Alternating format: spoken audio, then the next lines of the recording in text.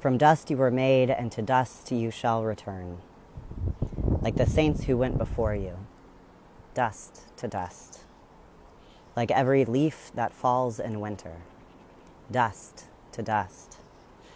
Like the prophets whose lives were taken in their own pursuit of justice, dust to dust. Like those who have been driven by power and greed, dust to dust.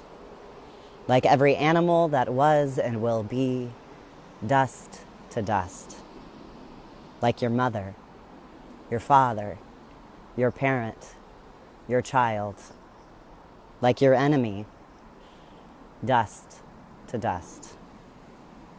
From dust you were made, and to dust you shall return. From. There is no life that exists that is not from other life. You come from the flesh that was here before you, the flesh of the bodies that birthed you, the flesh of the ones who birthed them, the flesh of all the people that interacted at just the right moments, that led to the right relationships, that led to the right interactions, to the alignment of all that is, and from that you are from ancestors, from histories wonderful and terrible, from places, from beliefs, from struggles and victories and overcoming. From everything that has been, you carry so much of that from in your bones, in your genes, in your story, in your hopes and dreams. We are never only our own, we are all from so much. We are also from dust. Sometimes I look around with both horror and delight at what we've created.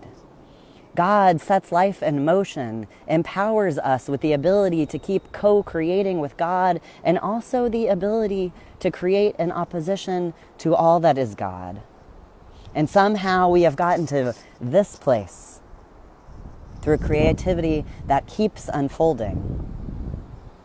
Everything that is was once dust. And whether you think of this dust as the dying stars of the cosmos that burst and create new life, or whether you turn to the stories of our ancient faith, creatures being shaped by the very breath of the sacred, blowing into the dirt and dust of the earth, we all come from the same stuff.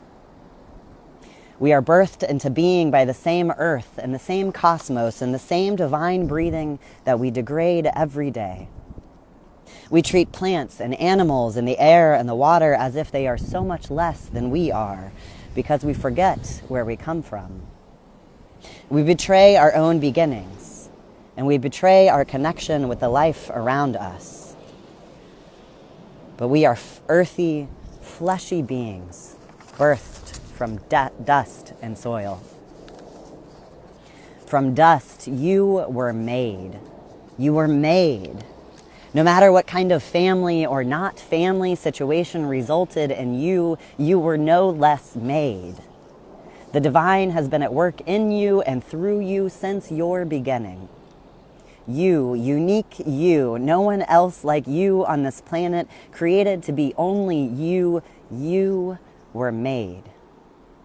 Not to be products of uniformity, not to fit any mold of family or society or religion, to be only you. We need you. You with your gifts, you with your hopes, you with your capacities for love or creativity or poetry or science or cooking or singing. The world is a mess in so many ways, and you were made in particularity. And we all need one another in our own individual ways to join the collective efforts to pursue love and justice together. You were made to be a part of sacred work. It is your calling and it is your responsibility to use your you-ness for the sake of the whole. From dust you were made, and from dust you shall return. Life is so precious and hangs in such precarity. And I know for many people that reality feels more present than ever. Bodies that are black or brown, trans or kept from health care, or living on the street hardly need a reminder that death will one day embrace us all. We have limited time together. Some people's time is robbed from them by evil and injustice. Some people's time is simply shorter than we hope or expect. Others may live a long life, but it won't feel long enough. We don't know which one we will be. We only know that we too will die. And that is an important, even if painful, reminder as our culture feeds us lies like the most important thing to do is make money or produce products. Our value is only in our work. With enough privilege or money, we can buy safety or security. A busy schedule is a full life, or our greatest threat to life is those who are different than us. These lies are what fuel not life and love and justice, but the assurance that the machine of capitalism and hyperconsumerism will keep pumping regardless of the toll it takes on all of us. These lies steal the privilege of time from the poor. These lies destroy our bodies. These lies are keeping us from living fully into our relationships with the earth and one another. But one day we will turn back to dust. Our time together is limited, and pausing to remember that invites us to reflect. Are we spending whatever time we do have control over in the ways that are important to us? Are we prioritizing the people and values we care about?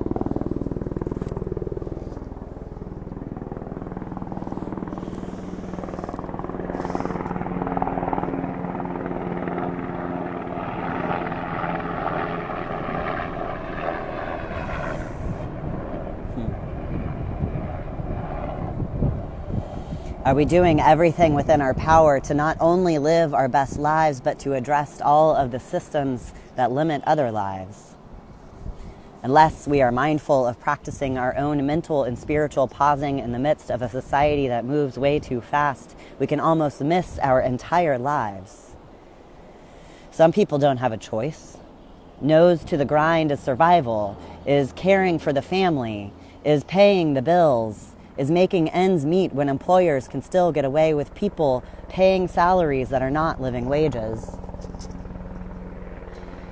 Others feel like they don't have a choice. Captive to the lies of the so-called American dream. Sacrificing what matters most to them for the belief that somehow, someday, making enough things or money will all make it worth it. Many of us somewhere in between. There are so many systems of evil that are working to steal our lives away from us in different ways. Through injustices that objectify bodies, through labor for its own profit, through lies about who we are, through a culture that teaches us to find value in everything but the most basic and simple gifts of life and community.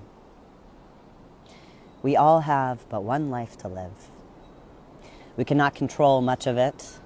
We can certainly not control how long it lasts, but we can control how we love one another, whether or not we fight for one another, how we find delight in the midst of everything that is hard, who we will be, what parts we will play in the sacred work of addressing everything that seeks to destroy and encouraging everything that helps life to flourish. Death is not our enemy. Like we see in the changing of the seasons, death has its own important role to play, cosmically and individually. We do well when we can embrace the limitations of our lives and time together and what our bodies and flesh have to offer in their current forms. Life needs rest, and so it transforms, and we will all transform back to dust. So on this day, may we be reminded of just how precious it is to be alive, to have been made from, and made for, and made by one another and the earth.